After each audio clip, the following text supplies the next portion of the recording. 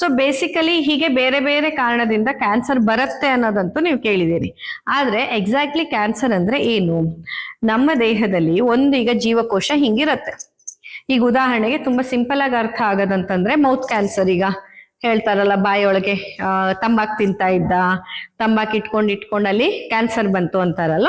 So ಅಲ್ಲಿ ಏನಾಗತ್ತೆ ಅಂತಂದ್ರೆ, ಇಲ್ಲಿ ಮೊದ್ಲು ಒಂದು ಹುಣ್ಣಾಗಿರುತ್ತೆ ಅಷ್ಟೇ. ಯಾಕೆ ಹುಣ್ಣಾಗಿರುತ್ತೆ? ಆ ಟೊಬ್ಯಾಕೊ ಒಂದೇ ಜಾಗದಲ್ಲಿ ಇಟ್ಕೊಂಡು ಆ ಟೊಬ್ಯಾಕೋದು ತೀಕ್ಷ್ಣತೆಯಿಂದಾಗಿ ಆ ಜಾಗದಲ್ಲಿ ಒಂದು ಹುಣ್ಣಾಗತ್ತೆ.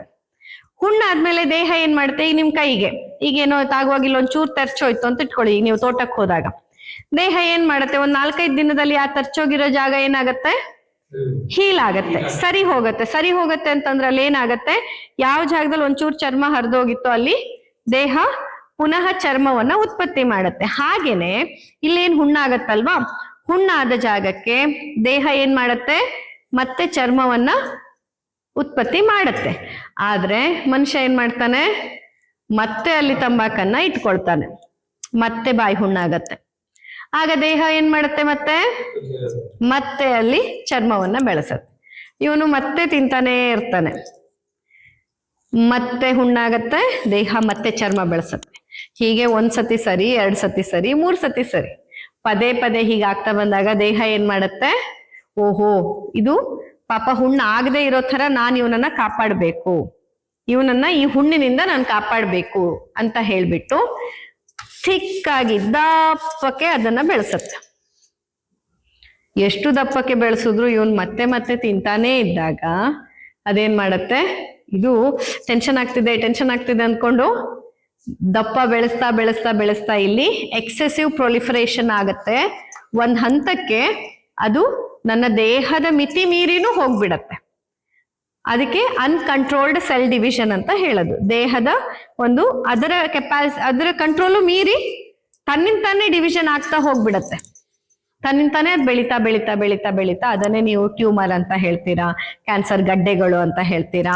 ಆ ಥರ ಈಗ ಕ್ಯಾನ್ಸರ್ ಅನ್ನುವಂಥದ್ದು ಎಲ್ಲಿ ಹೇಗೆ ಫಾರ್ಮ್ ಆಗತ್ತೆ? ದೇಹದ ಯಾವುದೇ ಭಾಗದಲ್ಲಾದ್ರೂ ಕಂಟಿನ್ಯೂಸ್ ಇರಿಟೇಷನ್ ಇಂದ ಆಗದು. ಎನಿ ಸಾರ್ಟ್ ಆಫ್ ಇರಿಟೇಷನ್ ಇರ್ಬೋದು. ಅದು ತಂಬಾಕಿಂದ, ಬ್ಯಾಡ್ ಹ್ಯಾಬಿಟ್ಸ್ ಇಂದ, ಅಥವಾ ನಿಮ್ಮ ಆಹಾರದಲ್ಲಿರೋ ಕೆಮಿಕಲ್ಸ್ ಗಳಿಂದ, ಅಥವಾ ನಮ್ಮ ಜೆನೆಟಿಕಲಿ ಕೂಡ ಅದು ಪಾಸ್ ಆನ್ ಆಗುತ್ತೆ. ಜೆನೆಟಿಕಲಿ ಪಾಸ್ ಆನ್ ಆದಾಗ ಹೇಗೆ ಅಂತಂದ್ರೆ, ಈಗ ಥ್ರೋಟ್ ಕ್ಯಾನ್ಸರ್ ಅಂತ ಒಂದು ಮನೆಯಲ್ಲಿ ಅದಿದ್ದದಿದ್ರೆ ಆ ಕ್ಯಾನ್ಸರ್ ಬರುವಂತಹ ಸಾಧ್ಯತೆ ಇರತ್ತೆ. ಆದ್ರೆ ಎಲ್ಲಿಯ ತನಕ ನಿಮ್ಮ ಲೈಫ್ ಸ್ಟೈಲು, ಸ್ಟ್ರೆಸ್ ಮ್ಯಾನೇಜ್ಮೆಂಟು, ಹ್ಯಾಬಿಟ್ಸ್ಗಳು ಚೆನ್ನಾಗಿರತ್ತೆ ಅಲ್ಲಿಯ ತನಕ ಅದು ಮುಂದೂಡ್ತಾ ಇರತ್ತೆ. ಅಥವಾ ನೀವು ಚೆನ್ನಾಗಿ ಇಡೀ ಜೀವನ ಸ್ಟ್ರೆಸ್ಸೇ ತಗೊಂಡಿಲ್ಲ, ಏನು ಬ್ಯಾಡ್ ಹ್ಯಾಬಿಟ್ ಮಾಡಿಲ್ಲ, ಎಂಥದ್ದು ಕೆಮಿಕಲ್ ಎಕ್ಸ್ಪೋಜರ್ ಆಗಿಲ್ಲ ಅಂದ್ರೆ ಅದು ನಿಮ್ಮಲ್ಲಿ ಎಕ್ಸ್ಪ್ರೆಸ್ ಆಗದೇನೂ ಹೋಗ್ಬೋದು. ಆದ್ರೆ ಜೆನೆಟಿಕಲಿನೂ ಇದ್ದಾಗ ನೀವು ತುಂಬಾ ಎಕ್ಸೆಸಿವ್ ಸ್ಟ್ರೆಸ್ ಇರೋ ಸಿಚುವೇಶನ್ ಅಲ್ಲಿ ತುಂಬಾ ವರ್ಷಗಳ ಕಾಲ ಇದ್ರೆ ಆ ಸ್ಟ್ರೆಸ್ ಹಾರ್ಮೋನ್ ಕೂಡ ಇರಿಟೇಷನ್ ಅನ್ನ ಉತ್ಪತ್ತಿ ಮಾಡತ್ತೆ.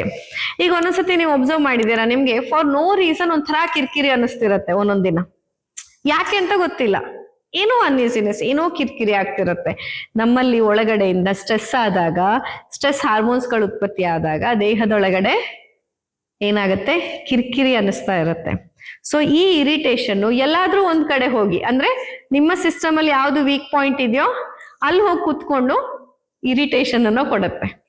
ಅಂಡ್ ಆ ಇರಿಟೇಷನ್ ಅನ್ನೇ ತುಂಬಾ ಸಮಯ ಅದಾಗ್ತಾ ಹೋದಾಗ ಅದು ಕ್ಯಾನ್ಸರ್ ಆಗಿ ಪರಿವರ್ತನೆ ಆಗೋ ಸಾಧ್ಯತೆ ಇರುತ್ತೆ. ಬಿಕಾಸ್ ಹೀಗೆ ದೇಹ ನೋವು ಯಾಕೆ ಬರಲ್ಲ ಅಂತಂದ್ರೆ, ದೇಹ ನೋಡಿ ಈಗ ಅಲ್ಲಿ ಫಸ್ಟ್ ಹುಣ್ಣಾಗಿರತ್ತೆ, ಬಾಯಿ ಹುಣ್ಣಲ್ಲಿ ಆಗಿರೋ ನೋವಿಂದ ನಿಮ್ಮನ್ನ ಬಚಾವ್ ಮಾಡ್ಬೇಕಂತಾನೆ ಅದು ಒಂದು ಲೇಯರ್ ಫಾರ್ಮ್ ಮಾಡ್ತಾ ಇರತ್ತೆ. ಹಾಗೆ ಮತ್ತೆ ಹುಣ್ಣಾಗತ್ತೆ, ಮತ್ತೆ ಲೇಯರ್ ಒಂದು ಫಾರ್ಮ್ ಮಾಡುತ್ತೆ. ಈ ತರ ದೇಹ ನಿಮ್ಗೆ ನೋವು ಗೊತ್ತಾಗ್ಬಾರ್ದು ಅಂತಾನೆ ಅದು ಆ ರೀತಿ ಬೆಳೆಸ್ತಾ ಬಂದಿರತ್ತೆ. ಏನು ಗೊತ್ತಿಲ್ಲ. ಈಗ ರಿಪೋರ್ಟ್ ಬಂದ ಮೇಲೆ ರಿಪೋರ್ಟ್ ಟೆಸ್ಟ್ ಮಾಡ್ಸಕ್ ಹೋದಾಗ ನಾರ್ಮಲ್ ಹೋಗಿದ್ದು, ಸುಮ್ನೆ ಒಂದ್ ಜನರಲ್ ಚೆಕಪ್ ಅಂತ. ಆಮೇಲೆ ಏನೋ ಡೌಟ್ ಬಂದು ಒಮ್ಮೆ MRI ಮಾಡಿ ನೋಡೋಣ ಅಂತ, MRI ಅಲ್ಲಿ ಸ್ವಲ್ಪ ಡೌಟ್ ಬಂದು ಚೂರ್ ಬಯೋಪ್ಸಿ ಮಾಡಿ ನೋಡೋಣ ಅಂತ. ಬಟ್ ರಿಪೋರ್ಟ್ ಬಂದ ಮೇಲೆ ಇವಾಗ ಕೆಲವೊಂದಿಷ್ಟು ಸಿಂಪ್ಟಮ್ಗಳು ನೋಡಿ, ನಮ್ಮ ಮನಸ್ಸು, ಭಾವನೆ ಎಷ್ಟು ಇಂಪಾರ್ಟೆಂಟ್, ಎಷ್ಟು ಸ್ಟ್ರಾಂಗ್ ರೋಲ್ ಪ್ಲೇ ಮಾಡುತ್ತೆ ನೋಡಿ. ಈಗ ಇವ್ರು ಇದನ್ನೆಲ್ಲ ಟೆಸ್ಟ್ ಮಾಡಿದ್ದು ಲಾಸ್ಟ್ 1 ವಾರದ ಹಿಂದೆ, ನನ್ನ ಹತ್ರ ಇವತ್ತು ಬಂದಿದಾರಲ್ವಾ. ಸೊ 8 ದಿನದ ಹಿಂದೆ ಆಕೆ ಟೆಸ್ಟ್ಗೆ ಹೋದದ್ದು. 8 ದಿನದ ಹಿಂದೆ ಅಂದ್ರೆ 9ನೇ ದಿನ ಕೂಡ ಅವಳ ದೇಹದಲ್ಲಿ ಕ್ಯಾನ್ಸರ್ ಇತ್ತು. ಹೌದಾ? ಈಗ ಬರೀ 8ನೇ ದಿನಕ್ಕೆ ಉತ್ಪತ್ತಿ ಆಗಿರೋದಲ್ಲ, 9 ದಿನಗಳ ಹಿಂದೆ ಕೂಡ ಅವಳ ದೇಹದಲ್ಲಿ ಕ್ಯಾನ್ಸರ್ ಇತ್ತು. ಬಟ್ ಅವಳು ತುಂಬಾ ಸ್ಟ್ರಾಂಗ್ ಲೇಡಿ, ಇಂಡಿಪೆಂಡೆಂಟ್ ಲೇಡಿ, ಕೆಲ್ಸಕ್ಕೆ ಹೋಗ್ತಿದ್ದಾಳೆ, ಮಕ್ಕಳಿದ್ದಾರೆ, ಮನೇಲೆಲ್ಲ ಕೆಲಸ ಮಾಡ್ತಿದ್ದಾಳೆ, ಆಫೀಸ್ ವರ್ಕು ನಿಭಾಯಿಸ್ತಿದ್ದಾಳೆ, ಯಾವುದೇ ರೀತಿ ಹೆಲ್ತ್ ಇಶ್ಯೂಸ್ ಇದ್ದವಳೆ ಅಲ್ಲ. ಈಗ ಅದೇನೋ ಬೇರೆ ಯಾವುದೋ ಡಾಕ್ಯುಮೆಂಟ್ಸ್ ಪರ್ಪಸ್ಸಿಗೆ ಅಂತ ಹೋಲ್ ಬಾಡಿ ಒಂದಿಷ್ಟು ಬ್ಲಡ್ ಟೆಸ್ಟು, ಸ್ಕ್ಯಾನಿಂಗು, ಆಮೇಲೆ MRI ಇಂಥದ್ದೆಲ್ಲ ಜನರಲಿ ಮಾಡಿಸಿದಾಗ ಅದು ಬಂತು. ಆದ್ರೆ ಈ 1 ವಾರದಲ್ಲಿ ಏನಾಗಿದೆ ಅಂತಂದ್ರೆ ಆಕೆಗೀಗ ವಿಪರೀತ ಹೊಟ್ಟೆ ನೋವು ಶುರುವಾಗಿದೆ. ಈ 1 ವಾರದಲ್ಲಿ ನಾನು ಮತ್ತೆ ಇನ್ನೊಮ್ಮೆ ಕೇಳಿದೆ, ಮೊದ್ಲು ಯಾವಾಗ್ಲಾದ್ರೂ ಹೊಟ್ಟೆ ನೋವು ಬರ್ತಿತ್ತಾ? ಇಲ್ಲ, ಯಾವಾಗ್ಲೂ ಇಲ್ಲಿ ತನ ಬಂದಿಲ್ಲ.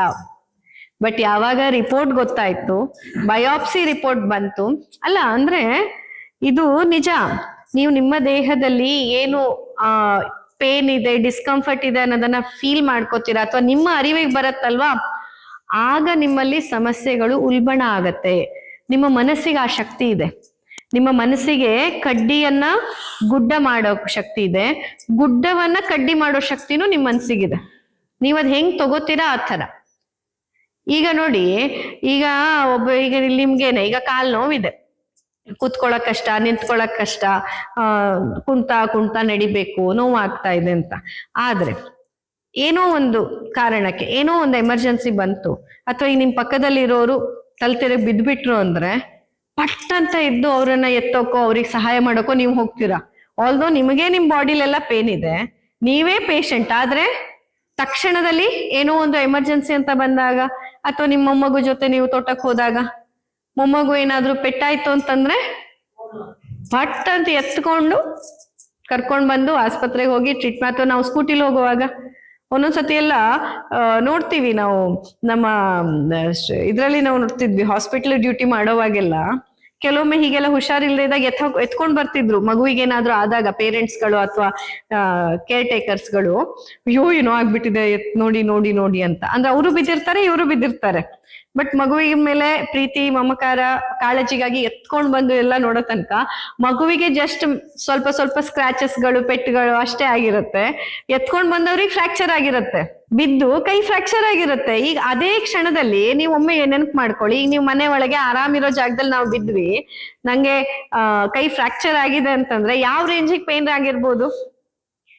ನಮಗ ಅಲ್ಲಿಂದ ಯಾರಾದ್ರೂ ಬೇರೆಯವ್ರು ನಮ್ಮನ್ನ ಎತ್ತಬೇಕು, ಎತ್ತದ್ಮೇಲೆ ಅಯ್ಯೋ ತಡ್ಕೊಳಕ್ ಆಗಲ್ಲ, ಆಸ್ಪತ್ರೆಗೆ ಹೋಗೋ ತನಕನು ನಾವೇನ್ ಹೇಳ್ತಿರ್ತೀವಿ, ಯಪ್ಪ ಎಷ್ಟು ನೋವಾಗ್ತಿದೆ, ಪಕ್ಕ ಫ್ರಾಕ್ಚರೇ ಆಗ್ಬಿಟ್ಟಿದೇನೋ, ನನಗೆ ತಡ್ಕೊಳಕ್ ಆಗಲ್ಲ ಅಂತ ಈ ಇದಕ್ಕೆ ದೇವ್ರು ಇಟ್ಕೊಂಡಂಗೆ ಕೈ ಇಟ್ಕೊಂಡು ನಾವು ಆಸ್ಪತ್ರೆಗೆ ಹೋಗಿರ್ತೀವಿ.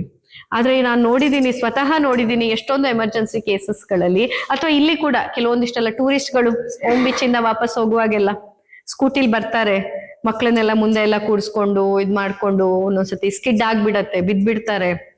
ಹಂಗೆ ಇಲ್ಲೆಲ್ಲೋ ಹಾಸ್ಪಿಟ್ಲ್ ಬೋರ್ಡ್ ತಕ್ಷಣ ಅಥವಾ ಅವರು ಗೂಗಲ್ ಅಲ್ಲಿ ನೋಡಿದ ತಕ್ಷಣ ಕರ್ಕೊಂಡ್ ಬರ್ತಾರೆ, ಪಾಪ ಏನೋ ಒಂದು ಎಮರ್ಜೆನ್ಸಿ ಮ್ಯಾನೇಜ್ಮೆಂಟ್ ಸಿಗತ್ತಾ ಅಂತ. ಅವಾಗ ನೋಡ್ತೀನಿ ನಿಜವಾಗಿ ಬಿದ್ದು ಅಪ್ಪಂಗೆ ಅಮ್ಮಂಗೆ ಹೆಚ್ಚಿಗೆ ಪೆಟ್ಟಾಗಿರುತ್ತೆ. ಆದ್ರೆ ಎತ್ಕೊಂಡ್ ಬಂದು ಮೊದ್ಲು ಮಗುನ್ ನೋಡಿ ಅಂತ, ಆಮೇಲೆ ಅವ್ರಿಗೆ ನಾವು ಕುಮಟಾಕ್ಕೆಲ್ಲ ಕಳ್ಸಿ ಇದ್ ಮಾಡ್ಸಿದಾಗ ತಂದೆಗೆ ಫ್ರಾಕ್ಚರ್ ಆಗಿರುತ್ತೆ, ಆದ್ರೆ ಅದೇ ತಂದೆನೇ ಹೊತ್ಕೊ ಬಂದಿರ್ತಾನೆ. ಅಂದ್ರೆ ಇದು ನಿಮ್ಮ ಮನಸ್ಸಿನ ಶಕ್ತಿ. ನೀವು ನಿಮ್ಮ ಮನಸ್ಸಿಗೆ ಎಲ್ಲಿ ಫೋಕಸ್ ಮಾಡ್ತೀರಲ್ಲ ಅದು ಅದನ್ನ ಬೆಳೆಸತ್ತೆ. ಆ ಕ್ಷಣದಲ್ಲಿ ಹಾಗಾದ್ರೆ ತಂದೆಗೆ ಕೈ ಮುರಿದಿತ್ತು, ಅವನು ಮಗುವನ್ನ ಎತ್ಕೊಂಡ್ ಬಂದ, ಹಾಗಾದ್ರೆ ಅವನಿಗೆ ಕೈ ಮುರಿದ್ರು ನೋವು ಆಗಿಲ್ಲ ಅಂತ ನಿಮ್ಗೆ ಅನ್ಸತ್ತ? ಆದ್ರೆ ಅವನಿಗೆ ಗೊತ್ತಾಗ್ಲಿಲ್ಲ. ಯಾಕೆ ಗೊತ್ತಾಗ್ಲಿಲ್ಲ? ಬಿಕಾಸ್ ಅಲ್ಲಿ ಅವನ ಪ್ರಿಯಾರಿಟಿ ಏನಾಗಿತ್ತು? ಮಗು. ಆ ಮಗುಗೇನೋ ಆಗ್ಬಾರ್ದು, ದೇವ್ರೆ ಟ್ರಿಪ್ಪಿಗೆ ಅಂತ ಬಂದ್ ನಾನು ಏನ್ ಮಾಡ್ಬಿಟ್ಟೆ, ನನ್ ಮಗುನ್ ಬೀಳಿಸ್ಬಿಟ್ನಲ್ಲ, ಮಗು ಎಚ್ಚರ್ ತಪ್ಪಿಟ್ಬಿಟ್ಟಿದೆ, ಏನಾಗಿತ್ತೋ ಏನೋ ಅಂತ ಆ ಮಗುವನ್ನ ಕಳ್ಕೊಂಡ್ರೆ ಅನ್ನೋ ಆತಂಕ ಅವನ ದೇಹದಲ್ಲಾಗಿ. ನೋಡಿ, ಒಂದು ಮೂಳೆ ಮುರಿದ ಪೇನೇ ಗೊತ್ತಾಗ್ತಿಲ್ಲ ಅಂದ್ರೆ ನೀವು ಮನಸ್ಸಿನ ಶಕ್ತಿಯ ಅಂದಾಜ್ ಹಾಕಿ ಒಂದ್ಸತಿ. ಅದೇ ರೀತಿ ಈಗ ಒಂದು ಸತಿ ಈಗ ನನಗೆ ಹಿಂಗ ಆಗಿದೆ ಅಂತ ಈಗ ಅವಳಿಗೆ ಗೊತ್ತಾಯ್ತು, ಕ್ಯಾನ್ಸರ್ 4th ಸ್ಟೇಜ್ ಅಲ್ಲಿ ಇದೆ, ಸರ್ವೈಕಲ್ ಕ್ಯಾನ್ಸರ್.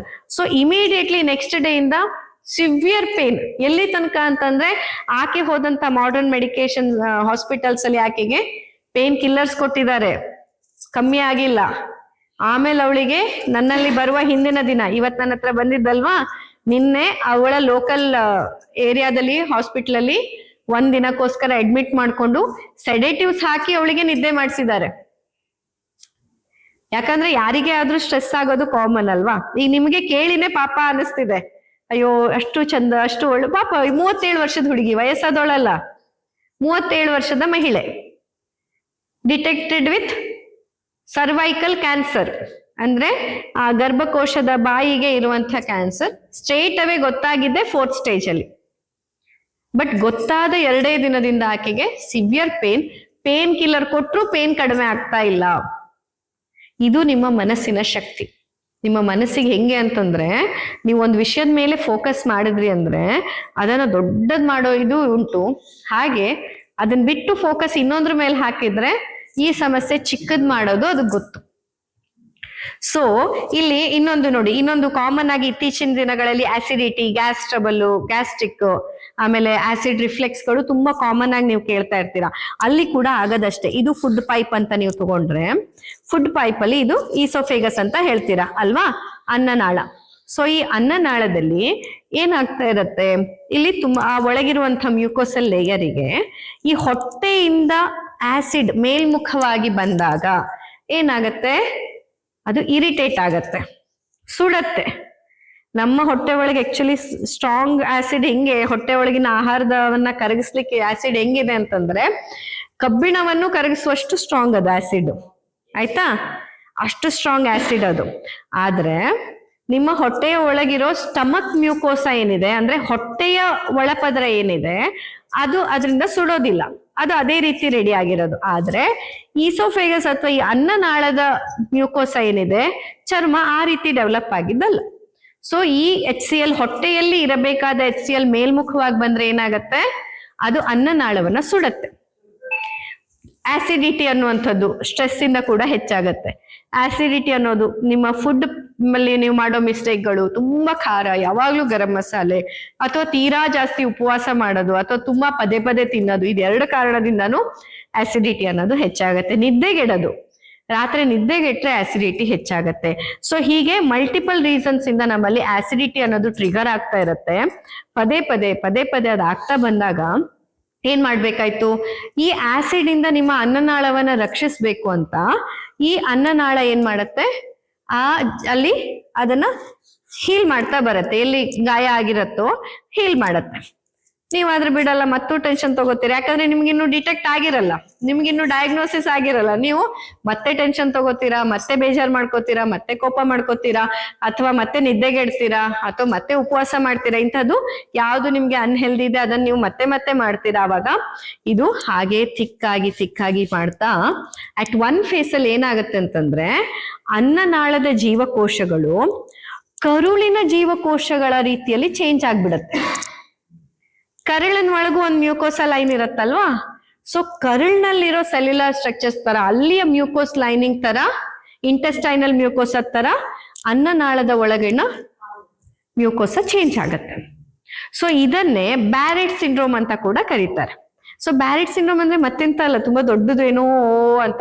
ಯಾಕಂದ್ರೆ ತುಂಬಾ ಜನ ಇದನ್ನ ಪ್ರೀ ಕ್ಯಾನ್ಸರಸ್ ಸ್ಟೇಜ್, ಅಂದ್ರೆ ಮುಂದೆ ಬರೋ ದಿನಗಳಲ್ಲಿ ಇದು ಅನ್ನನಾಳದ ಕ್ಯಾನ್ಸರ್ ಆಗಿ ಪರಿವರ್ತನೆ ಆಗಬಹುದು. ಹಾಗಾಗಿ ಎಷ್ಟೊಂದ್ ಜನ ನಾನು ನೋಡಿದೀನಿ. ನಾನು ರೀಸೆಂಟ್ಲಿ ಇದೆಲ್ಲ, ಈ ಹೆಸರೆಲ್ಲ ನಾವು ಮೊದ್ಲು ಕೇಳ್ತಿರ್ಲಿಲ್ಲ, ಆಯ್ತಾ, ತುಂಬಾ ಕಡಿಮೆ ಕೇಳ್ತಿದ್ವಿ. ಇತ್ತೀಚಿನ ದಿನಗಳಲ್ಲಿ ಈ ಹೆಸರೆಲ್ಲ ಜಾಸ್ತಿ ಕೇಳ್ತಿದೀವಿ. ಅಂಡ್ ಆಲ್ಮೋಸ್ಟ್ ನನ್ನ ಹತ್ರ ಬರೋ ಎಲ್ಲಾ ಪೇಷಂಟ್ಸ್ಗಳು ಈ ಹೆಸರು ಬಂದ್ರೆ ಅಲ್ಲಿ ಕ್ಯಾನ್ಸರ್ ನನಗೆ ಬಂತು ಅಂತಾನೆ ಅನ್ಕೋಬಿಡ್ತಾರೆ.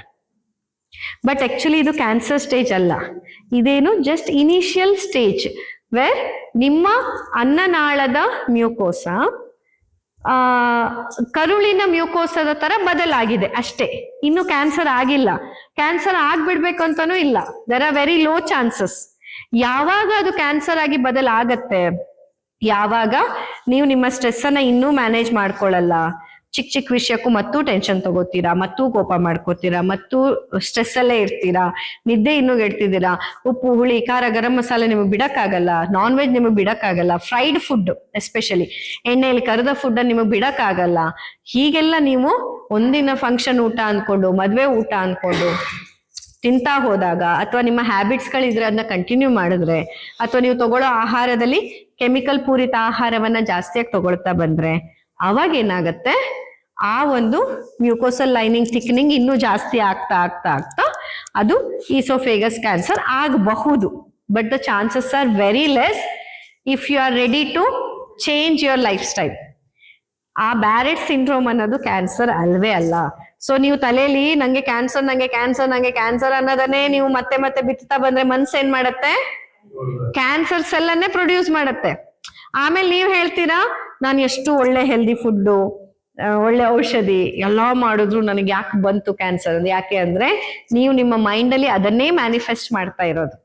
ಸೊ ನಿಮ್ಮ ಪ್ರಿಯಾರಿಟಿಯನ್ನ ಕ್ಯಾನ್ಸರ್ ಬರ್ತಿದೆ ನನಗೆ ಅನ್ನೋ ಭಯದಿಂದ ತೆಗೆದು ಶಿಫ್ಟ್ ಮಾಡಿ ಎಲ್ಲಿಗೆ ಹಾಕ್ಬೇಕು, ನಾನು ಹೆಲ್ದಿ ಲೈಫ್ ಸ್ಟೈಲ್ ಅನ್ನ ಅಡಾಪ್ಟ್ ಮಾಡ್ಕೋತಿದ್ದೀನಿ, ಹೆಲ್ದಿ ಭಾವನೆಗಳನ್ನ ನಾನು ಇನ್ವೆಸ್ಟ್ ಮಾಡ್ತಾ ಇದ್ದೀನಿ, ಹೆಲ್ದಿ ವೇಯಲ್ಲಿ ನಾನು ಹಗಲು ರಾತ್ರಿಯ ನನ್ನ ನಿದ್ದೆಯ ಸಮಯವನ್ನ ಅಡ್ಜಸ್ಟ್ ಮಾಡ್ಕೋತಿದ್ದೀನಿ.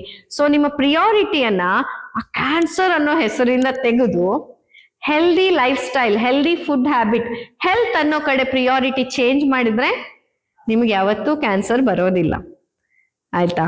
ಆದ್ರೆ ಮನುಷ್ಯನಿಗೆ ಏನ್ ಹೇಳಿ, ಒಮ್ಮೆ ಅದು ಗೊತ್ತಾದ್ಮೇಲೆ ಬೇಡ ಅಂದ್ರೂ ತಲೆಯಲ್ಲಿ ಅದೇ ಓಡ್ತಿರತ್ತೆ. ಅಂಡ್ ಅದು ನಿಮ್ಮನ್ನ ಕ್ಯಾನ್ಸರ್ ರೋಗಿಯನ್ನಾಗಿ ಮಾಡೋದು, ನಿಮ್ಮ ಪ್ಲೇಟ್ ಅಲ್ಲಿರೋ ಫುಡ್ ಅಲ್ಲ. ಒಂದ್ ಅರ್ಥ ಮಾಡ್ಕೊಳ್ಳಿ, ಎಲ್ಲರೂ ಕೇಳ್ತಾರೆ ಕ್ಯಾನ್ಸರಿಗೆ ಏನ್ ಫುಡ್ ಬೆಸ್ಟು, ಏನ್ ಫುಡ್ ತಿಂದ್ರೆ ಕ್ಯಾನ್ಸರ್ ಬರಲ್ಲ. ನಿಮ್ಮ ಫುಡ್ ಬಗ್ಗೆ ತುಂಬಾ ಜನ ಕೇಳ್ತೀರಾ, ಆದ್ರೆ ಫುಡ್ ಏನ್ ತಿಂತೀರಾ ಅನ್ನೋಕ್ಕಿಂತ ಮುಖ್ಯ ನಿಮ್ಮ ದೇಹ ಅದನ್ನ ಹೇಗೆ ರಿಸೀವ್ ಮಾಡ್ತಿದೆ, ಅದು ತುಂಬಾ ತುಂಬಾ ಮುಖ್ಯವಾದದ್ದು. ಓಕೆನಾ?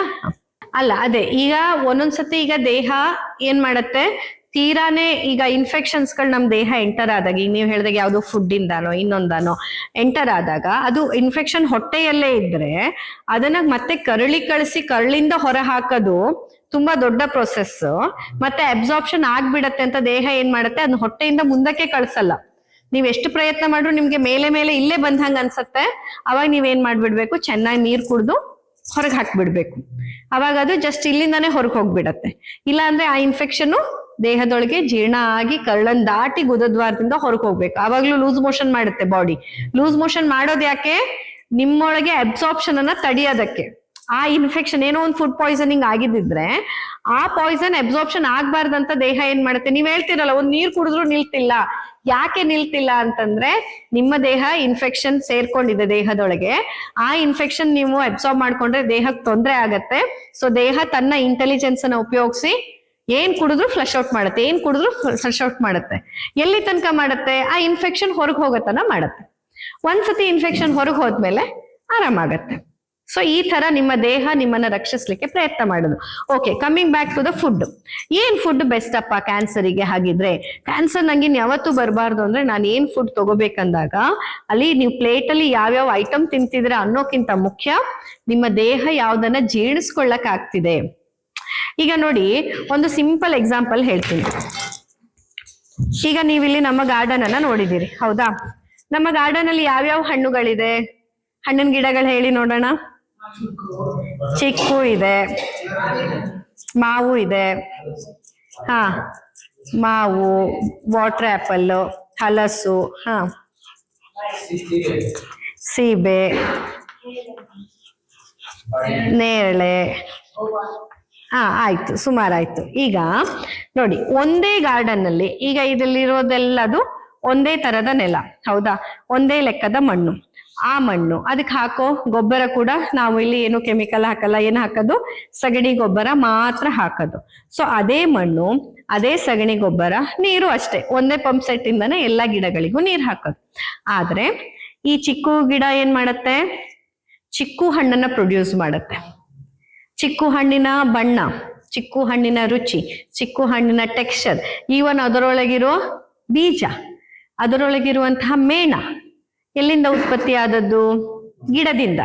ಗಿಡ ಯಾವ್ದ್ರಿಂದ ಉತ್ಪತ್ತಿ ಮಾಡತ್ತೆ? ಗಿಡಕ್ಕೆ ಏನನ್ನೇ ಆದ್ರೂ ಉತ್ಪತ್ತಿ ಮಾಡೋದಕ್ಕೆ ನರಿಶ್ಮೆಂಟ್ ಎಲ್ಲಿಂದ ಬರುತ್ತೆ? ಭೂಮಿಯಿಂದ ಬರುತ್ತೆ, ನೆಲದಿಂದ ತಗೊಳತ್ತೆ ಅಲ್ವಾ?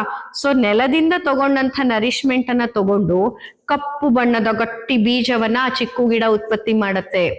ಅಂಟು ಅಂಟಾದ ಮೇಣವನ್ನ ಆ ಚಿಕ್ಕು ಗಿಡ ಉತ್ಪತ್ತಿ ಮಾಡತ್ತೆ. ಅದೇ ಮಣ್ಣನ್ನ, ಅದೇ ನೀರನ್ನ, ಅದೇ ಗೊಬ್ಬರವನ್ನ ತಗೊಂಡು ಆ ಅಂಟಂಟಾದ ಮೇಣ, ಗಟ್ಟಿ ಗಟ್ಟಿ ಬೀಜ, ಮೆತ್ತಗಿನ ಹಣ್ಣು, ಆ ಟೆಕ್ಸ್ಚರ್, ಆ ಟೇಸ್ಟ್, ಆ ಫ್ಲೇವರ್ ಎಲ್ಲಿಂದ ಬಂತು?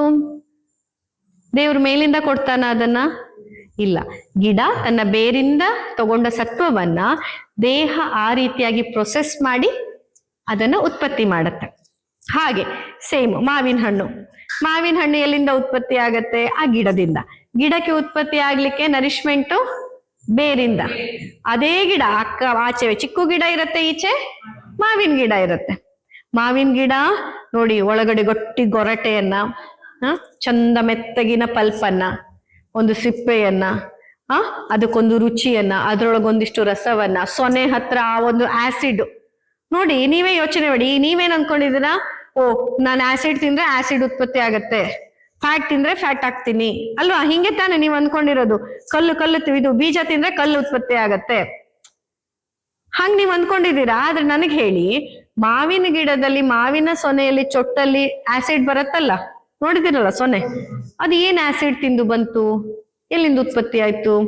ಉಪ್ಪು ಹುಳಿ ಖಾರ ಗರಂ ಮಸಾಲೆ ತಿನ್ನತ್ತ ಮಾವಿನ ಮರ? ನೀವು ಸ್ಪೆಷಲ್ ಆಗಿ ಬೇರೆ ಹಾಕ್ತೀರಾ? ಸೊನೆ ಚೆನ್ನಾಗ್ ಬರ್ಬೇಕು ಈ ಮರಕ್ಕೆ, ಜಾಸ್ತಿ ಗರಂ ಮಸಾಲೆ ಫುಡ್ ಹಾಕಿ ಅಂತ ಹಾಕ್ತೀರಾ ಯಾರಾದ್ರು? ಇಲ್ಲ ತಾನೆ.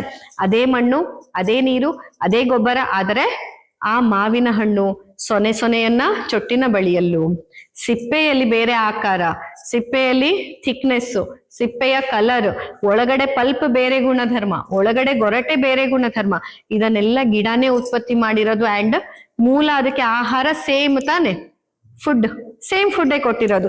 ಹಾಗೆ ನೀವು ಹಲಸಿಗೆ ಬಂದ್ರೆ ಅದು ಇನ್ನೊಂಥರ, ಫುಲ್ ಮುಳ್ಳು ಉತ್ಪತ್ತಿ ಆಗತ್ತೆ. ಎಲ್ಲಿಂದ ಆ ಮುಳ್ಳು ಉತ್ಪತ್ತಿ ಆಗತ್ತೆ? ಮುಳ್ಳು ತಿಂದು ಮುಳ್ಳು ಉತ್ಪತ್ತಿ ಮಾಡತ್ತ ಅದು? ಇಲ್ಲ. ಒಳಗಡೆ ಮತ್ತೆ ಮೇಣ, ಆ ರುಚಿಯಾದ ಹಲಸಿನ ಸೊಳ್ಳೆಗಳು ನನ್ನ ಫೇವ್ರೇಟ್ ಹಣ್ಣು, ನೆನೆಸಿದ್ರೆ ಬಾಯಲ್ಲಿ ನೀರು ಬರ್ತಿದೆ ಅಲ್ವಾ? ಎಲ್ಲಿಂದ ಉತ್ಪತ್ತಿ ಆಗತ್ತೆ? ಅದೇ ಫುಡ್ ಇಂದ, ಅದೇ ನೀರು, ಅದೇ ಮಣ್ಣು, ಅದೇ ಗೊಬ್ಬರದಿಂದ ಆ ದೇಹ ಅದನ್ನ ಪ್ರೊಡ್ಯೂಸ್ ಮಾಡುತ್ತೆ. ಹೀಗೇನೆ ನಿಮ್ಮ ದೇಹದಲ್ಲಿ ಕೂಡ ಇಟ್ ಈಸ್ ನಾಟ್ ದ್ಯಾಟ್ ಈ ಫುಡ್ ತಿಂದ್ರೆ ಹಿಂಗಾಗತ್ತೆ, ನಾನು ಇದನ್ನ ತಿಂದು ಅದನ್ನ ಮಾಡ್ಕೋತೀನಿ ಅಲ್ಲ.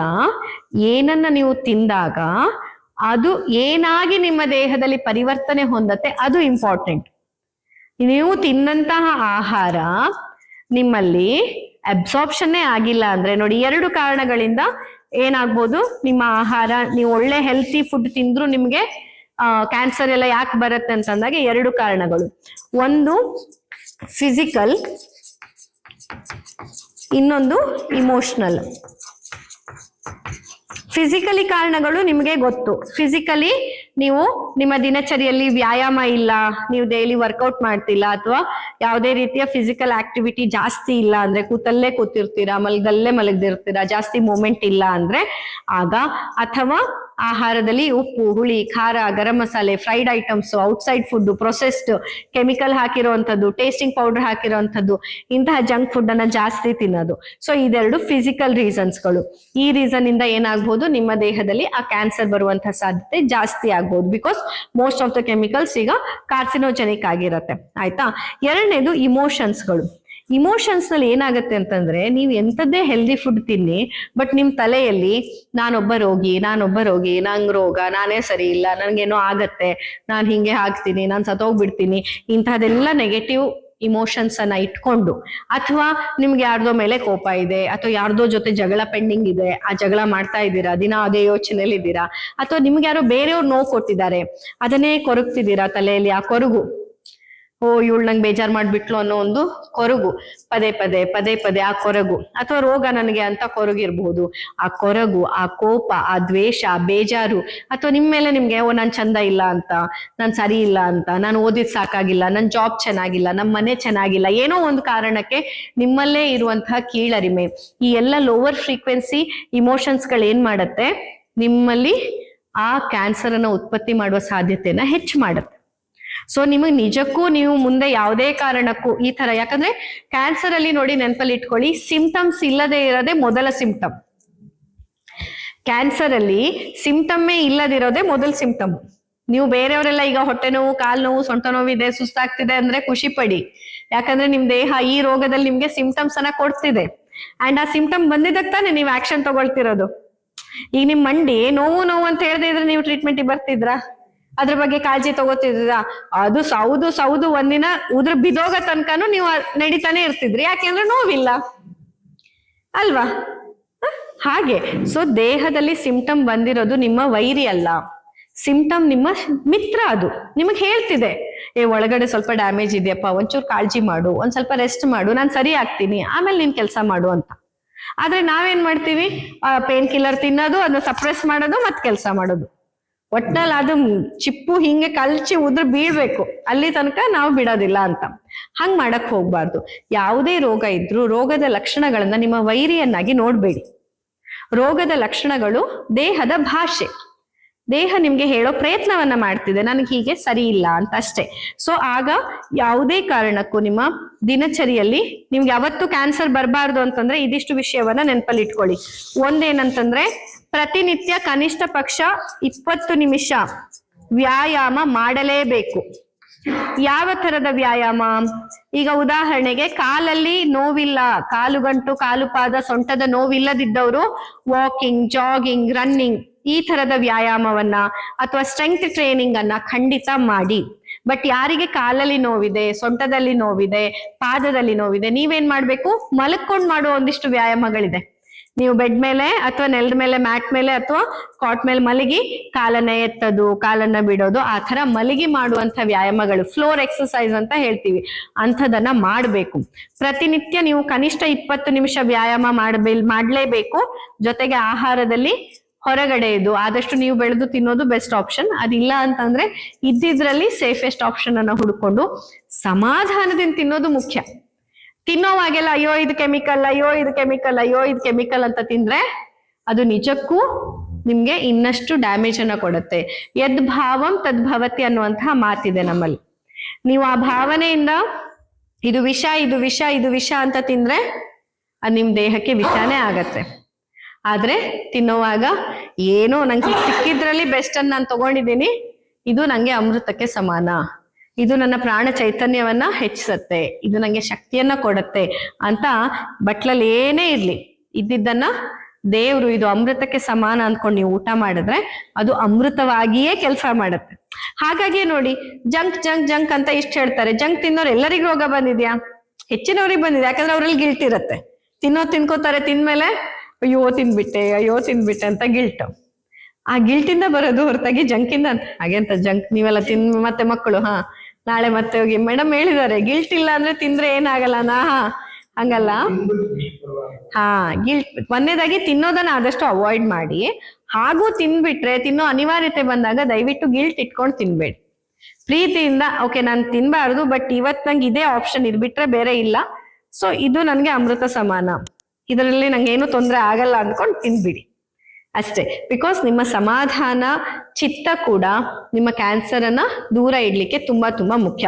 ಸೊ ಆಹಾರದಲ್ಲಿ ಆದಷ್ಟು ವಿಷಪೂರಿತ ಅಲ್ಲದೆ ಇರೋ ಆಹಾರವನ್ನ ತಗೊಳ್ಳೋದು ಹಾಗೂ ಸಮಾಧಾನ ಚಿತ್ತರಾಗಿ ಇರೋದು. ಅದಕ್ಕೆ ನಮ್ಮ ಹಿರಿಯರು ಸಮಾಧಾನಕ್ಕೆ ಹಾಗೂ ಮಾನಸಿಕವಾದಂತಹ ನೆಮ್ಮದಿಗೆ ಹೆಚ್ಚಿನ ಮಹತ್ವ ಕೊಟ್ಟಿದ್ದು ಇದೇ ಕಾರಣಕ್ಕೆ. ನೀವು ಯಾವಾಗ ಇದಿಷ್ಟಿಲ್ಲ ಅಂತಂದ್ರೆ ನೀವು ಬೇಕಾದ್ರೆ ದಿನ 2 ತಾಸು ಜಿಮ್ಮಲ್ಲಿ ಮಾಡಿ ವರ್ಕೌಟ್, ಎಲ್ಲ ಸ್ಟ್ರಿಕ್ಟ್ ನಿಮ್ ಡಯಟಿಷಿಯನ್ ಹೇಳಿದಷ್ಟೇ ಗ್ರಾಮ್ ಲೆಕ್ಕ ಮಾಡಿ ತಿನ್ನಿ. ಆದ್ರೆ ನಿಮ್ಗೆ ಸಮಾಧಾನ ಇಲ್ಲ, ಮನಸ್ಸಿಗೆ ನೆಮ್ಮದಿ ಇಲ್ಲ ಅಂತಂದ್ರೆ ಕ್ಯಾನ್ಸರ್ ಬರುವ ಎಲ್ಲಾ ಸಾಧ್ಯತೆ ಎಲ್ಲರಿಗಿರತ್ತೆ. ಮೈಂಡ್ ಅಂಡ್ ಇಮೋಷನ್ಸ್ ಯಾವತ್ತು ಹೈಯರ್ ಫ್ರೀಕ್ವೆನ್ಸಿ ಇಮೋಷನ್ಸ್ ಅಲ್ಲಿ ಇರ್ಬೇಕು. ಸೊ ನೀವೇನಾದ್ರೂ ನಿಮ್ಗೂ ಒಂದ್ ಭಯ ಇದ್ರೆ, ಯಾರಿಗಾದ್ರೂ ಈಗ ಜೆನೆಟಿಕಲಿ ತಂದೆಗಿತ್ತು, ತಾಯಿಗಿತ್ತು, ಅಜ್ಜಂಗಿತ್ತು, ಅಜ್ಜಿಗಿತ್ತು, ಜೆನೆಟಿಕಲಿ ಇತ್ತು, ಅಥವಾ ನನಗೂ ಏನೋ ಹೀಗೆ ಸ್ವಲ್ಪ ಸಿಂಪ್ಟಮ್ಸ್ ಗಳು ಆಚೆ ಈಚೆ ಆಗ್ತಿದೆ, ಅಥವಾ ಕೆಲವೊಮ್ಮೆ ನನಗೂ ಬಂದ್ ಬಿಡಬಹುದು ಅಂತ ಒಂದ್ ಡೌಟ್ ಇದೆ ಅನ್ನೋರು, ನಿಮ್ಗೆ ಯಾವತ್ತೂ ಮತ್ತೆ ಜೀವನದಲ್ಲಿ ಕ್ಯಾನ್ಸರ್ ಆಗಿ ಅದು ಪರಿವರ್ತನೆ ಆಗ್ಬಾರ್ದಂದ್ರೆ ಯಾವ್ಯಾವ ಭಾವನೆಗಳು? ಪ್ರೀತಿ, ಹೆಚ್ಚಿಗೆ ಪ್ರೀತಿಯನ್ನ ನೀವು ನಿಮ್ ಜೀವನದಲ್ಲಿ ಅಳವಡಿಸ್ಕೊಳ್ಬೇಕು. ಅದು ನಿಮ್ಮಿಂದ ಶುರುವಾಗ್ಬೇಕು. ನಿಮ್ಮನ್ನ ನೀವು ಪ್ರೀತಿಸ್ಲಿಕ್ಕೆ ಮೊದಲು ಶುರು ಮಾಡ್ಬೇಕು. ಹೆಚ್ಚಿಗೆ ಆತ್ಮವಿಶ್ವಾಸ ನಿಮ್ಮೇಲೆ ನಿಮಗ್ ಬರ್ಬೇಕು. ಬರೀ ಪ್ರೀತಿ ಬೇರೆಯವ್ರಿಗೆ ತೋರ್ಸಿದ್ರೆ ಆಗಿಲ್ಲ. ನಿಮ್ ದೇಹ ಏನ್ ತಪ್ಪು ಮಾಡಿದೆ, ನೀವೇನ್ ತಪ್ಪು ಮಾಡಿದೀರಾ? ನಿಮ್ಮನ್ನ ನೀವು ಪ್ರೀತಿಸ್ಬೇಕಲ್ವಾ? ಬೇರೆಯವ್ರು ನಿಮ್ಮನ್ನ ಪ್ರೀತಿಸ್ಲಿ ಅಂತ ಕಾಯ್ತೀರಾ? ನಿಮ್ಮನ್ನ ನೀವು ಪ್ರೀತಿಸ್ತೀರಾ? ಅದನ್ನ ಫಸ್ಟ್ ಶುರು ಮಾಡಿ. ನೀವು ಬೇರೆಯವ್ರನ್ನ ಪ್ರೀತಿಸಿದ್ರು ಪರವಾಗಿಲ್ಲ, ಫಸ್ಟ್ ನಿಮ್ಮನ್ನ ಪ್ರೀತಿಸಕ್ ಶುರು ಮಾಡಿ, ಆಮೇಲೆ ನೀವೆಲ್ಲರನ್ನೂ ಪ್ರೀತಿಸ್ತೀರಾ. ಯಾಕಂದ್ರೆ ನಾವಷ್ಟು ಸಂತೃಪ್ತ ಭಾವದಲ್ಲಿ ಇದ್ದಾಗ ಯಾರೋ ಒಂದ್ ಮಾಡ್ಬೇಕಾದದ್ ಮಾಡಿಲ್ಲ ಅಂದ್ರೂ ನಾವು ಹೋಗ್ಲಿ ಬಿಡೋ ಅಂತ, ಯಾಕಂದ್ರೆ ನಿಮ್ಮಲ್ಲಿ ಸಂತೃಪ್ತಿ ಇರುತ್ತೆ. ಬಟ್ ನಿಮ್ಮೊಳಗೆ ಸಂತೃಪ್ತಿ ಇಲ್ದಿದ್ದಾಗ ಬೇರೆಯವ್ರು ಏನೋ ಒಂದ್ ಇಷ್ಟಿಷ್ಟಿಷ್ಟಿಷ್ಟು ಮಾಡಿದ್ರು ನಾವು ನರಸಿಂಹ ಅವತಾರ ತಾಳ್ಬೇಕಾಗತ್ತೆ. ಕೋಪ ಬಂದ್ಬಿಡತ್ತೆ. ಯಾಕೆ ಕೋಪ ಬರುತ್ತೆ ಅಂದಾಗ ಆಲ್ರೆಡಿ ನನ್ನಲ್ಲಿ ಅನ್ಈಸಿನೆಸ್ ಇರತ್ತೆ, ಒಂದ್ ಕಾರಣಕ್ಕಾಗಿ ಕಾಯ್ತಾ ಇರ್ತೀವಿ. ಸೊ ಚಿಕ್ಕ ಚಿಕ್ಕ ಕಾರಣಗಳು ಕೂಡ ನಮ್ಮನ್ನ ಟ್ರಿಗರ್ ಮಾಡಿಬಿಡತ್ತೆ, ಗೊತ್ತಾಯ್ತಾ? ಸೊ ನಿಮ್ಮ ಸಮಾಧಾನ ಚಿತ್ತದಿಂದ ಪ್ರೀತಿ, ವಿಶ್ವಾಸ, ತಾಳ್ಮೆ, ಧೈರ್ಯ, ನಗುಮುಖ ಇದು ನಿಮ್ಮನ್ನ ಕ್ಯಾನ್ಸರ್ ಇಂದ ದೂರ ಇಡತ್ತೆ. ಸೊ ಎಷ್ಟಾಗತ್ತೆ ಅಷ್ಟರ ಮಟ್ಟಿಗೆ ಇಂಥದನ್ನ ನಿಮ್ ಜೀವನದಲ್ಲಿ ಅಳವಡಿಸ್ಕೊಳ್ಳಿ. ಆವಾಗ ಅದ್ ಎಂಥದೇ ಸ್ಟೇಜ್ ಅಲ್ಲಿ ಇದ್ದಿರ್ಬಹುದು, ಯಾವುದೇ ರೀತಿಯ ಒಂದು ಸಿಂಪ್ಟಮ್ಸ್ ಗಳಾಗಿರ್ಬೋದು, ಮುಂದೆ ಕ್ಯಾನ್ಸರ್ ಆಗೋದ್ ಪರಿವರ್ತನೆ ಆಗದಿದ್ದಾಗ ನಾವು ಮಾಡ್ಬೋದು. ಸರಿನಾ? ಏನಾದ್ರು ಡೌಟ್ಸ್ ಇದೆಯಾ? ಎಲ್ಲದರಲ್ಲೂ ಬರುತ್ತೆ ಸರ್. ಅಂದ್ರೆ ಅದೇ ಈಗ ನಾನು ಅನ್ನಲ್ಲ, ಬರೀ ಫುಡ್ ಅನ್ನೋದಷ್ಟೇ ನಿಮ್ಮ ಕ್ಯಾನ್ಸರ್ ಅನ್ನ ಡಿಸೈಡ್ ಮಾಡೋದಿಲ್ಲ ಅಂತ. ಫುಡ್ ಅನ್ನೋದಷ್ಟೇ ಕ್ಯಾನ್ಸರ್ ಕೊಡುತ್ತೆ ಅಂತ ಅನ್ಕೋಬೇಡಿ. ಹಂಗ್ ನೋಡಿ ಪಾಪ ಎಲ್ಲೆಲ್ಲೋ ಕೊಚ್ಚೆಯಲ್ಲಿ ಬಿದ್ದ ನೀರನ್ನ ಕುಡ್ಕೊಂಡು, ಎಲ್ಲೆಲ್ಲೋ ಡಸ್ಟ್ಬಿನ್ ಅಲ್ಲಿ ಹಾಕಿದ ಫುಡ್ ಅನ್ನ ತಿನ್ಕೊಂಡು ಅಲ್ವಾ, ನಾವು ಪಾರ್ಸಲ್ ಅಂತ ತಗೊಂಡು ಹೆಚ್ಚಾಗಿದ್ದೆಲ್ಲ ಸುಮ್ನೆ ಕಟ್ಟಿ ಬಿಸಾಕ್ತಾರಲ್ಲ ಟೂರಿಸ್ಟ್ಗಳು, ಅಂಥನ್ನ ಎತ್ಕೊಂಡು ಅದ್ರೊಳಗೆ ಇರುವಂತ ವೇಸ್ಟ್ ಅನ್ನ ತಿಂದು ಜೀವನ ಮಾಡೋರು ಎಷ್ಟೊಂದ್ ಜನ ಇದ್ದಾರೆ. ನಿಮ್ಗೆ ಏನ್ ಅನ್ಸತ್ತೆ? ಅವ್ರೆಲ್ಲರಿಗೂ ಕ್ಯಾನ್ಸರ್ ಬರುತ್ತೆ ಅಂತ ಅನ್ಸುತ್ತಾ? ಇನ್ಫ್ಯಾಕ್ಟ್ ನಿಮ್ಗಿಂತ ಅವ್ರು ಚೆನ್ನಾಗಿ ಹೆಲ್ದಿ ಇರ್ತಾರೆ ಹೆಚ್ಚಿನವರು. ಯಾಕಂತಂದ್ರೆ ಅಲ್ಲಿ ಅವರಿಗೆ ಸರ್ವೈವಲ್ ಇಸ್ ದ ಪ್ರಿಯಾರಿಟಿ. ಅವರು ಪ್ರತಿ ಫುಡ್ ಆಗಿ ನೋಡ್ತಾರೆ. ಫುಡ್ ಇದೆಷ್ಟು ಕಾಪ್ಸು, ಇದೆಷ್ಟು ಫ್ರೆಶ್, ಇದ್ರಲ್ಲಿ ಸಾತ್ವಿಕನ, ಇದು ರಾಜಸಿಕನ, ಇದು ತಾಮಸಿಕನ, ಅಥವಾ ಇದು ಡರ್ಟಿ ಇದೆಯಾ, ಹೆಂಗಿದೆ ಆ ಫುಡ್ ಅವರು ಲ್ಯಾಬ್ ರಿಪೋರ್ಟ್ ಟೆಸ್ಟ್ ಮಾಡಕ್ಕೆ ನೋಡಲ್ಲ. ಇದು ಆಹಾರ, ಅಬ್ಬಾ ಇವತ್ತು ಆಹಾರ ಯಾರೋ ಒಬ್ರು ಬಿಸಾಕಿದ್ರು, ಒಂದು ಕಸ ತೊಟ್ಟಿಯಲ್ಲಿ ಆಹಾರ ಬಿಸಾಕಿದ್ರು, ವಾ ಇವತ್ತು ಯಾರೋ ಬಿರಿಯಾನಿ ಬಿಸಾಕ್ಬಿಟ್ಟಿದ್ದಾರೆ ತೊಟ್ಟಿಲಿ, ಇವತ್ತು ಏನ್ ಸಿಕ್ಕಿದೆ ನಂಗೆ? ಬಿರಿಯಾನಿ ಸಿಕ್ಕಿದೆ. ನೀವು ಮದ್ವೆ ಮನೇಲಿ ತಿಂದಿದ್ಕಿಂತ ಹೆಚ್ಚಿಗೆ ಖುಷಿಲ್ ಅವ್ರು ಅದನ್ನ ತಿಂತಾರೆ. So that emotions matter. ನಿಮ್ಮ ಭಾವನೆಗಳು ತುಂಬಾ ಮುಖ್ಯ. ಹಾಗಾಗಿ ಹಿರಿಯರು ಹೇಳಿದ್ದು ಯದ್ಭಾವಂ ತದ್ಭವತಿ ಅಂತ. ಸುಮ್ನೆ ಅಲ್ಲ.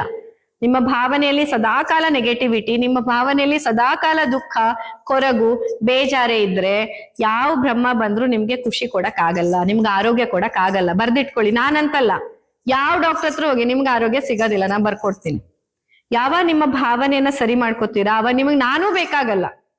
ನಿಮ್ಮ ಭಾವನೆಗಳೇ ನಿಮ್ಮನ್ನ ಹೀಲ್ ಮಾಡತ್ತೆ, ನಿಮ್ಗೆ ಆರೋಗ್ಯ ಅನ್ನೋದು ಸಿಕ್ಕೇ ಸಿಗತ್ತೆ. ಸೊ ಈ ಬೇಸಿಕ್ಸ್ ಅನ್ನ ನೀವು ಅರ್ಥ ಮಾಡ್ಕೊಂಡ್ಬಿಟ್ರೆ ಕ್ವಾಲಿಟಿ ಆಫ್ ಲೈಫ್ ಅಂತೂ ಚೆನ್ನಾಗಿರತ್ತೆ. ಬದುಕಿರೋವಷ್ಟು ವರ್ಷ ನಾವ್ ಹೆಂಗಿರ್ಬೇಕು? ಖುಷಿಯಾಗಿ, ಸಮಾಧಾನದಿಂದ, ಸ್ವಾವಲಂಬಿಯಾಗಿ ಇರ್ಬೇಕು. ಬೇರೆಯವ್ರು ನಮ್ ಸೇವೆ ಮಾಡೋ ಹಂಗಾಗ್ಬಾರ್ದು ಅಂತಂದ್ರೆ ನಿಮ್ಮನ್ನ ನೀವು ಪ್ರೀತಿಸ್ಬೇಕು. ನಿಮ್ಮೇಲೆ ನಿಮಗ್ ಗೌರವ ಇರ್ಬೇಕು, ನಿಮ್ಮೇಲೆ ನಿಮಗೆ ಪ್ರೀತಿ, ನಿಮ್ಮೇಲೆ ನಿಮ್ಗೆ ಕಾಳಜಿ ಇರ್ಬೇಕು, ಜೊತೆಗೆ ಬೇರೆಯವ್ರ ಮೇಲೂ ಇರ್ಬೇಕು. ಆಯ್ತಾ? ಇಷ್ಟಿದ್ ಬಿಟ್ರೆ ಆರಾಮಾಗಿ ಹೆಲ್ದಿಯಾಗಿ ಇರ್ಬೋದು. ಕ್ಯಾನ್ಸರ್ ಬಗ್ಗೆ ಎಲ್ಲ ಹೆದರೋ ಅಗತ್ಯ ಇಲ್ಲ. ಯಾವುದೇ ಸಿಂಪ್ಟಮ್ಸ್, ಅದು ಬ್ಯಾರೆಟ್ ಸಿಂಡ್ರೋಮ್ ಅಂತೂ ಕ್ಯಾನ್ಸರ್ ಅಲ್ವೇ ಅಲ್ಲ. ಆಯ್ತಾ? ಜಸ್ಟ್ ಬರಬಹುದು. ನೀವು ಖುಷಿ ಅಯ್ಯೋ ನಂಗೆ ಅದು ಬಂತಲ್ಲ ಅಂತ ಅಳೋದ್ರ ಬದಲಿಗೆ ನೀವು ಖುಷಿ ಪಡ್ಬೇಕು. ಅಯ್ಯೋ ಬೇರೆಯವರಿಗೆಲ್ಲ 4th ಸ್ಟೇಜಿಗೆ ಹೋದ್ಮೇಲೆ ಗೊತ್ತೇ ಆಗಲ್ಲ, ಭಗವಂತ ಎಷ್ಟು ಕರುಣಾಮಯಿ, ನನಗೆ ಇನ್ನ ಕ್ಯಾನ್ಸರ್ ಆಗಿಯೋ ಮೊದ್ಲೇನೆ ನನಗಿದನ್ನ ಡಯಾಗ್ನೋಸ್ ಮಾಡಿಸಿದ, ಐ ಆಮ್ ಸೋ ಲಕ್ಕಿ ಅಂತ ನೀವು ಖುಷಿ ಪಡ್ಬೇಕು. So that you can change your lifestyle, so that you can do the stress management ಅಲ್ವಾ? ಆ ರೀತಿಯಾಗಿ ಸದಾ ಕಾಲ ಪಾಸಿಟಿವಿಟಿಯಿಂದ ಜೀವನವನ್ನ ನೋಡಿ. ಕಷ್ಟ ಅಲ್ಲ, ಅಷ್ಟೊಂದು ಕಷ್ಟ ಅಲ್ಲ. ಪಾಸಿಟಿವ್ ಯೋಚನೆ ಮಾಡೋದು ಅಷ್ಟು ಕಷ್ಟ ಅನ್ಸತ್ತಾ? ಇಲ್ಲಪ್ಪ, ಕಷ್ಟ ಅಲ್ಲ. ನೀವು ಪ್ರಾಕ್ಟೀಸೇ ಮಾಡಿಲ್ಲ ನೋಡಿ. ಸೈಕಲೇ ಹೊಡಿತಿದ್ದವನಿಗೆ ಸೈಕಲ್ ಕಷ್ಟ ಅಂತಾನೆ ಅನ್ಸುತ್ತೆ. ಆದ್ರೆ ಒಮ್ಮೆ ಹೊಡಿಯಲ್ಲ ಕಲ್ತ ಮೇಲೆ ಕೈ ಕಾಲು ಎಲ್ಲ ಬಿಟ್ಕೊಂಡು ಹೊಡಿತಾರೆ. ಸ್ವಿಮ್ಮಿಂಗ್ ಕಲಿಯೋ ತನಕ ಕಷ್ಟನೇ, ನೀರಂದ್ರೆ ಹೆದರಿಕೆನೆ. ಕಲ್ತ ಮೇಲೆ ಆರಾಮಾಗಿ ಕೈಕಾಲ ಅಲುಗಾಡ್ಸೆ ಫ್ಲೋಟ್ ಮಾಡ್ತಾನೆ ನೀರಲ್ಲಿ ಅಲ್ವಾ? ಆದ್ರೆ ಅದೇ ಕಲಿಯೋ ಮೊದಲು ಹೆಂಗಿರುತ್ತೆ ನೀರಿನ ಬಗ್ಗೆ? ನೀರಿಗೆ ಯಾರಾದ್ರೂ ಬಿಸಾಕಿದ್ರೆ ಹಾರ್ಟ್ ಫೇಲ್ ಆಗತ್ತೇನೋ ಅನ್ನುವಷ್ಟು ಭಯ. ಆದ್ರೆ ಅದೇ ಸ್ಕಿಲ್ ಅನ್ನ ನೀವು ಪ್ರಾಕ್ಟೀಸ್ ಮಾಡಿದಾಗ, ಕಲ್ತಾಗ ಅದೇ ನೀರಿನ ಮೇಲೆ ನೀವು ಫ್ಲೋಟ್ ಮಾಡ್ತಿರ್ತೀರ ಆರಾಮಾಗಿ. ಹಾಗೆ ಜೀವನದಲ್ಲೂ ಅಷ್ಟೇ. ನನ್ಗೆ ಪಾಸಿಟಿವ್ ಆಗಿ ಇರಕ್ ಬರಲ್ಲ, ನಂಗೆ ಧೈರ್ಯವಾಗಿ ಇರಕ್ ಬರಲ್ಲ, ನಂಗೆ ಕೋಪ ಮಾಡ್ಕೊಳ್ದೆ ಇರಕ್ ಬರಲ್ಲ ಅಂತ ನೀವ್ ಅಂದ್ಕೊಂಡಿದ್ದೀರಾ. Because you never practised it. ನೀವ್ ಯಾವತ್ತೂ ಪ್ರಾಕ್ಟೀಸ್ ಮಾಡಿಲ್ಲ. ನಿಮ್ಗದನ್ನ ಪ್ರಾಕ್ಟೀಸ್ ಮಾಡೋ ಅನಿವಾರ್ಯತೆ ಬರ್ಲಿಲ್ಲ, ಅಥವಾ ಅದರ ವ್ಯಾಲ್ಯೂ ಗೊತ್ತಾಗ್ಲಿಲ್ಲ. ಅಳದೇ ಇರಕ್ ಆಗೋದೇ ಇಲ್ಲ, ನಾನು ಹೊತ್ತು ಬಿಡ್ತೀನಿ. ಇಲ್ಲ, ನೀವು ಪ್ರಾಕ್ಟೀಸ್ ಮಾಡಿಲ್ಲ. ಒಂದ್ಸತಿ ಪ್ರಾಕ್ಟೀಸ್ ಮಾಡಿ ನೋಡಿ. ಒಂದಿನ ಫುಲ್ ಅಳು ಬಂದ್ರು ಇಲ್ಲ ನಾನು ಅಳಬಾರ್ದು ಅಂತ ಸ್ವಲ್ಪ ಧೈರ್ಯ ತಂದ್ಕೊಂಡು ನೋಡಿ. ಹೀಗೆ ದಿನ ಆಗ್ತಿದ್ರೆ ಧೈರ್ಯ ಬರತ್ತೆ. ಕೋಪ ಬಂದು ಈಗ ಸಿಕ್ಕರ್ ಪೆಟ್ಟು ಹಾಕ್ಬಿಡ್ತೀನಿ ಅನ್ನೋಷ್ಟು ಕೋಪ ಬಂದಾಗ್ಲೂ ಇಲ್ಲ ನನ್ ಕೋಪ ಮಾಡ್ಕೋಬಾರ್ದು ಅಂತ ಒಂಚೂರು ನುಂಗಿ ನೋಡಿ ಆ ಕೋಪವನ್ನ. ಒಂದ್ ಸ್ವಲ್ಪ ದಿನಕ್ಕೆ ಆ ಕೋಪ ಖಾಲಿ ಆಗತ್ತೆ. ನೀವು ಪ್ರಾಕ್ಟೀಸೇ ಮಾಡಿದ್ರೆ ಹೆಂಗ್ ಬರತ್ತೆ? ಅಭ್ಯಾಸಾತ್ ಪ್ರಾಪ್ಯತೆ ಸಿದ್ಧಿ. ಯಾವುದೇ ಸಿದ್ಧಿ ನಿಮ್ಗೆ ಆಗ್ಬೇಕು ಅಂದಾಗ ಸುಮ್ನೆ ಸಿಗಲ್ಲ, ಅಭ್ಯಾಸ ಮಾಡ್ಬೇಕು. ಸ್ಕೂಲಿಗೆ ಬರೀ ಒಂದು ಎಕ್ಸಾಮ್ ಪಾಸ್ ಆಗಕ್ಕೆ ಇಷ್ಟು ಅಭ್ಯಾಸ ಮಾಡ್ತೀವಿ. ಇದು ಜೀವನದ ಎಕ್ಸಾಮ್ ಇದು ಅಲ್ವಾ? ಜೀವನದ ಎಕ್ಸಾಮ್ ಇದು ಸುಮ್ನೆ ನಿಮಗೆ ಬಂದ್ಬಿಡ್ಬೇಕು. ನಾನಿನ್ ಶಾಂತವಾಗಿರ್ಬೇಕು ಅಂದ ತಕ್ಷಣ ಶಾಂತಿ ಬಂದ್ ತಲೆ ಕೂತ್ ಬಿಡ್ಬೇಕು. ಹಂಗೆಲ್ಲ ಆಗಲ್ಲ. ನಾನ್ ಇನ್ನು ಅಳಬಾರ್ದು ಅಂದ ತಕ್ಷಣ ನೀವ್ ಹೇಳೋದೇನೋ ಧೈರ್ಯ ದೇವತೆ ಬಂದು ತಲೆ ಮೇಲೆ ಕೂತ್ ಬಿಡ್ಬೇಕು. ಹಂಗಾಗಲ್ಲ. ನೀವು ಅಭ್ಯಾಸ ಮಾಡ್ಬೇಕು. ಪ್ರತಿ ಸನ್ನಿವೇಶದಲ್ಲೂ ನಿಮ್ಗೆ ಅಳು ಬಂದ್ರು ಓಕೆ, ಯಾಕೆ ಅಳು ಬರ್ತಿದೆ, ನಾನೀಗ ಅಳು ಬಾರದೆ ಇರೋ ತರ ನನ್ನನ್ನು ನಾನು ಹೆಂಗ್ ಸ್ಟ್ರಾಂಗ್ ಮಾಡ್ಕೋಬಹುದು, ಯಾವ ಸ್ಕಿಲ್ ಡೆವಲಪ್ ಮಾಡಿದ್ರೆ ನನ್ನ ಅಳು ಕಮ್ಮಿ ಆಗ್ಬಹುದು, ಅಥವಾ ಏನ್ ಹೊಸ್ತು ಕಲ್ತ್ರೆ ನನ್ಗೊಂಚೂರು ಧೈರ್ಯ ಬರ್ಬೋದು. ಈಗ ನೋಡಿ, ಡ್ರೈವಿಂಗ್ ಬರಲ್ಲ ಅಂತ ನಾನು ಅಳ್ತಿದ್ದೀನಿ ಅಂತಂದ್ರೆ, ಅಥವಾ ಒಂದು ಗಾಡಿಲಿ, ಅವಾಗ ಆ ಅಳುವಿಗೆ ವಿರುದ್ಧ ಪದ ಏನು? ನಕ್ರೆ ಅಲ್ಲ. ಅಳುವಿಗೆ ವಿರುದ್ಧ ಪದ ಪ್ರಯತ್ನ. ನೀವು ಪ್ರಯತ್ನ ಮಾಡಿ ಗಾಡಿ ಹೊಡೆಯೋದು ಕಲಿಬೇಕು. ಒಮ್ಮೆ ಅದನ್ನ ಕಲ್ತ ಮೇಲೆ ಮತ್ತೆ ಅಳು ಬರೋದಿಲ್ಲ ನಿಮ್ಗೆ, ಅಲ್ವಾ? ಹಾಗೇನೆ ಮನೆಯ ಸನ್ನಿವೇಶಗಳಲ್ಲಿ ಕೋಪ ಬರ್ತಿದೆ, ಕೋಪ ಕಂಟ್ರೋಲ್ ಮಾಡಕ್ ಆಗಲ್ಲ. ಹೆಂಗ್ ಕಂಟ್ರೋಲ್ ಮಾಡೋದು? ಕೋಪಕ್ಕೆ ಅಪೋಸಿಟ್ ಪದ ಏನು? ಬರೀ ಶಾಂತಿ ಅಲ್ಲ, ಶಾಂತಿ ಬರುತ್ತೆ ನಂತರ. ಆದ್ರೆ ಕೋಪವನ್ನ ನೀವು ಬಿಡ್ಬೇಕು ಅಂದಾಗ ಸ್ವಲ್ಪ ತಾಳ್ಮೆಯನ್ನ ತಂದ್ಕೊಳ್ಬೇಕು. ಆ ಕ್ಷಣದಲ್ಲಿ ಬೈಬೇಕು ಅನ್ಸಿದ್ರು ಇವತ್ ಬೈಯಲ್ಲ ನಾಳೆ ಬೈತೀನಿ ಅಂತ ಪೋಸ್ಟ್ಪೋನ್ ಮಾಡಿ. ಜಸ್ಟ್ ಒಂದಿನ ಪೋಸ್ಟ್ಪೋನ್ ಮಾಡಿ. ಒಂದಿನ ಫುಲ್ ಕೋಪ ಬಂದಿದೆ, ಬಡ್ದು ಬಿಡ್ತೀನಿ ಈಗ ಅಂತ ಅನ್ಸತ್ತೆ. ಆದ್ರೆ ಇಲ್ಲ, ನಾಳೆ ಬಡಿತೀನಿ, ಇವತ್ತು ಬೈಯಲ್ಲ ಅಂತ ಒಂದಿನ ರೂಢಿ ಮಾಡಿ. ಸ್ವಲ್ಪ ಹೊತ್ತು ಆ ಕೋಪ ನುಂಗೋ ಪ್ರಯತ್ನ ಮಾಡಿ. ಆಗ ನಾಳೆ ಆಗೋಷ್ಟೊತ್ತಲ್ಲಿ ಅದು ಲೀನ ಆಗಿರುತ್ತೆ. ಅದು ತಾನೇ ಕಮ್ಮಿ ಆಗ್ತಾ ಇಂಟೆನ್ಸಿಟಿ ರೆಡ್ಯೂಸ್ ಆಗಿರುತ್ತೆ. ಹೀಗೆ ನಿಮ್ಮ ಭಾವನೆಗಳ ಮೇಲೆ ನೀವು ಎಸ್ಪೆಷಲಿ ವರ್ಕ್ ಮಾಡಬೇಕು. ಕ್ವಾಲಿಟಿ ಆಫ್ ಲೈಫ್ ಅನ್ನ ಎನ್ಹಾನ್ಸ್ ಮಾಡ್ಕೋಬೇಕು. ಆಗ ನಾವು ಇಂಥ ಎಲ್ಲ ಸನ್ನಿವೇಶಗಳನ್ನ ದೂರ ಇಡ್ಬೋದು. Okay, any doubt? ನೋ? ಅಲ್ಲ, ಅದೇ ಈಗ ನೋಡಿ, ಯಾವುದೇ ಒಂದನ್ನಾದ್ರೂ ದೇಹ ಉತ್ಪತ್ತಿ ಮಾಡಿದ್ದು ಅದಕ್ಕೆ ಇರಿಟೇಷನ್ ಇರೋ ತನಕ ಅದಿರತ್ತೆ. ನೀವು ಇರಿಟೇಷನ್ ಕೊಡೋದ್ ಬಿಟ್ರೆ ಅದು ಕರಗತ್ತೆ, ದೇಹನೇ ಕರಗಿಸುತ್ತೆ. ಈಗ ನೋಡಿ, ಈಗ ಸ್ಟಿಚ್ ಹಾಕಿರ್ತೀರಾ, ಸ್ಟಿಚ್ ಹಾಕಿದ ಜಾಗದಲ್ಲಿ ಏನೋ ದಪ್ಪ ಆದಂಗ ಒಂಚೂರು ಅನ್ಸತ್ತೆ. ಫಸ್ಟ್ ಹಾಕಿದ ದಿನ ಹೆಂಗಿರತ್ತೆ ಹೇಳಿ? ಮುಟ್ಟಿದ್ರೆ ಗೊತ್ತಾಗತ್ತಲ್ಲ ಸ್ಟಿಚ್ ಹಾಕಿದ್ದಾರೆ ಅಂತ ಕೈಯಲ್ಲಿ. ಅದೇ ಸರಿ ಹೀಲಿಂಗ್ ಆದ್ಮೇಲೆ ಏನಾಗತ್ತೆ? ಸಾಫ್ಟ್ ಆಗ್ಬಿಟ್ಟಿರತ್ತೆ, ಸ್ಮೂತ್ ಆಗ್ಬಿಟ್ಟಿರತ್ತೆ. ಹಾಗಾದ್ರೆ ಅದನ್ನ ಯಾವ್ದು ಕರಗಿಸಿದ್ದು? ನಿಮ್ಮ ದೇಹನೇ.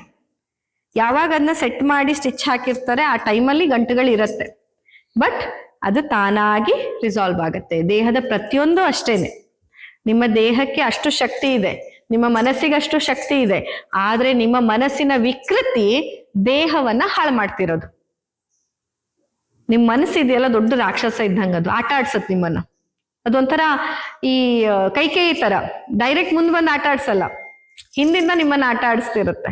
ಆಟ ಆಡಿಸಿ ದೇಹದಲ್ಲಿ ಸಿಂಪ್ಟಮ್ಸ್ ಅನ್ನ ಕೊಡ್ತಿರುತ್ತೆ. ಸೊ ಮನಸ್ಸಿನ ಕೈಗೊಂಬೆ ಆಗ್ಬೇಡಿ, ಜ್ಞಾನಕ್ಕೆ ಶಕ್ತಿಯನ್ನ ಕೊಡಿ. ಏನಾದಾಗ್ಲೂ ಕೋಪ ಬರ್ತಿದೆ, ಯಾಕೆ ಬರ್ತಿದೆ ಒಮ್ಮೆ ಪ್ರಶ್ನೆ ಕೇಳ್ಕೊಳ್ಳಿ. ಈಗ ಒಂದು ಉದಾಹರಣೆ ಕೊಡ್ಬೋದು, ಯಾಕೆ ಕೋಪ ಬರುತ್ತೆ ಅಂತ. ನಿಮ್ಗೆ ಯಾವಾಗ ಕೋಪ ಬರುತ್ತೆ?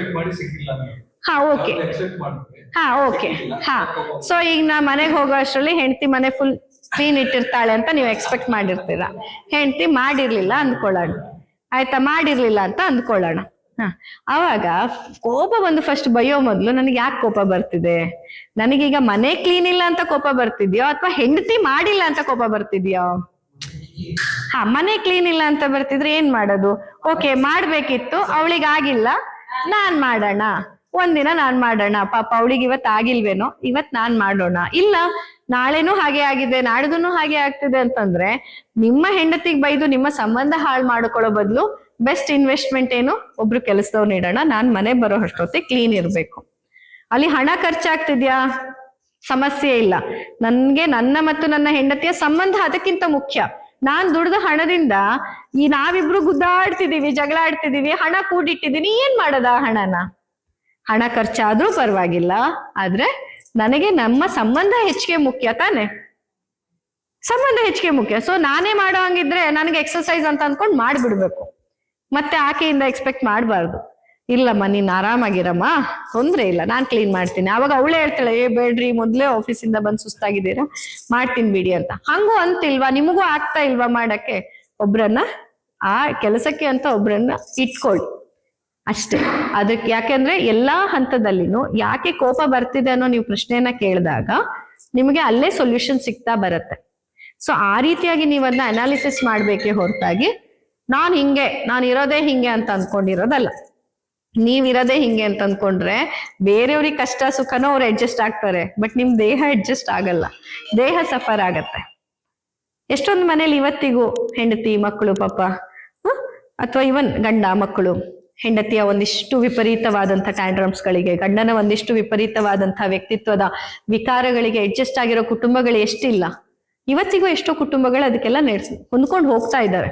ಆದ್ರೆ ಬರೀ ಕುಟುಂಬಕ್ಕೆ ತೊಂದರೆ ಅಲ್ಲ ಅದು, ನೀವು ಸಫರ್ ಆಗ್ತೀರಾ, ನಿಮ್ ದೇಹನೂ ಸಫರ್ ಆಗತ್ತೆ.